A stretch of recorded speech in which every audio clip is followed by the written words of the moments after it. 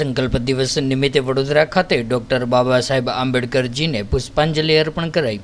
સંવિધાનના ઘડવૈયા એવા ભારત રત્ન ડૉક્ટર બાબા સાહેબ આંબેડકરજીએ વડોદરાના સયાજીબાગ ખાતે એક વૃક્ષ નીચે સમાજમાં ચાલતી અસ્પૃશ્યતાને દૂર કરવાનો સંકલ્પ લીધો હતો। ત્યારે આજે એ સંકલ્પને 107 વર્ષ થયા। ત્યારે ડૉક્ટર ભીમરાવ બાબા સાહેબ આંબેડકરે આજના દિવસે સંકલ્પ કર્યો હતો। તેથી આજના દિવસને સંકલ્પ દિવસ તરીકે ઉજવણી કરવામાં આવે છે।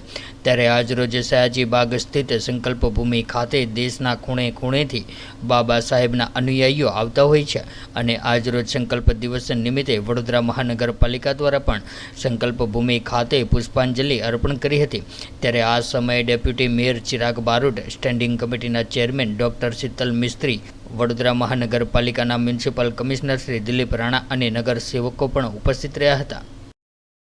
રત્ન બાબા સાહેબ આંબેડકરના જીવનમાં 4 ભૂમિનું વિશેષ મહત્વ, ખાસ કરીને એમની જન્મભૂમિ મહુ, ત્યારબાદ નાગપુર, મુંબઈ, દાદરા અને વડોદરા।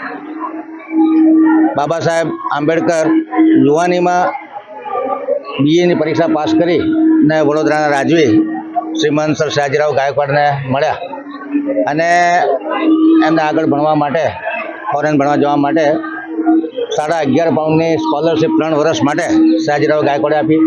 સાથે કન્ડિશન કરી કે આ સ્કોલરશિપ આપતા ભણ્યા બાદ વડોદરા શહેરને 10 વર્ષની સેવા આપવાની રહેશે। ભણતર પૂરું થયા બાદ બાબા સાહેબ આંબેડકરે વડોદરા શહેરમાં પોતાની નોકરી ચાલુ કરી। ઊંચા હોદ્દા પર નોકરી કરતા, પરંતુ પોતે મહાર જાતિના હોવાથી અસ્પૃશ્યતા અને તમામ જે સમાજમાં ફૂટ હતી એના લીધે એમને સમાજના તિરસ્કારનો સામનો કરવો પડતો હતો। સર્વન્ટો પણ એમના મેજ ઉપર ફાઇલ હાથમાં આપવાના બદલે ફેંકીને જતા રહેતા હતા। એમને આખા વડોદરામાં મકાન પણ ન મળ્યું, ત્યારે પારસી હોસ્ટેલમાં રહ્યા 2 રૂપિયાના ભાડાથી, પરંતુ ત્યાં પણ એમને અપમાનનો અવારનવાર સામનો કરવો પડતો હતો। જ્યારે એમને ફાઇનાન્સ નાણાં વિભાગનો હવાલો સોંપવાના હતા એવી વાત આખા વડોદરા શહેરમાં ફેલાતા સમાજના અગ્રણીઓએ આંદોલન કરી લાકડી લઈ અને હોસ્ટેલ ખાલી કરવાની ફરજ પાડી હતી। એ 23 સપ્ટેમ્બર 1917ના દિવસે એમને નોકરી છોડવાનો નિર્ધાર કર્યો અને બોમ્બે ટ્રેનમાં જવા માટે બુકિંગ કરાવ્યું। ટ્રેન 4-5 કલાક મોડી હતી। ત્યારે એમને 160 વર્ષ જૂનું ઝાડ અત્યારે જે આપણે સંકલ્પ ભૂમિ ખાતે જોઈ રહ્યા છે એ ઝાડ નીચે બેસી અને મનન ચિંતન કર્યું કે અંગ્રેજો ભારતમાં રાજ એટલા માટે કરે છે કારણ કે આપણા સમાજમાં ફૂટ છે। હું આટલો ભણેલો ગણો છતાં મારે જે અસ્પૃશ્યતાનો અને અસમાનતાનો સામનો કરવો પડે છે, ત્યારે હું મારા કરોડો દેશવાસીઓ કે જે મહાર સમાજના છે એમનો ઉદ્ધાર કરીશ અને અંગ્રેજોને અહીંયાથી ભગાડીને જંપીશ।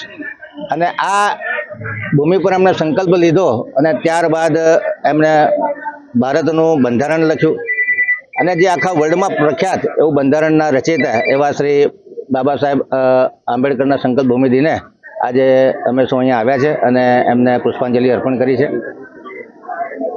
બાબા સાહેબ આંબેડકરના તમામ અનુયાયીઓ, ભારતીય તમામ નાગરિકો અને આજે તો મુક્ત સમાજ થઈ ગયો છે એ એમની દેન છે। સ્ત્રી કેળવણી, અસ્પૃશ્યતા, આ તમામ વસ્તુનું નિવારણ થયું છે। આજે સ્ત્રી કેળવણીને પુષ્કળ ભાર આપવામાં આવ્યો છે।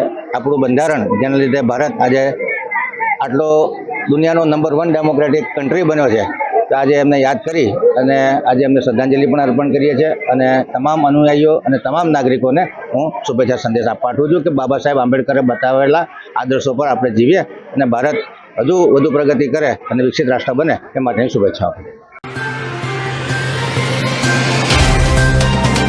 तो व्हाट्सएप, ट्विटर, फेसबुक, इंस्टा जहाँ भी आपका अकाउंट है, इसे शेयर बटन के द्वारा वहाँ पर शेयर करें।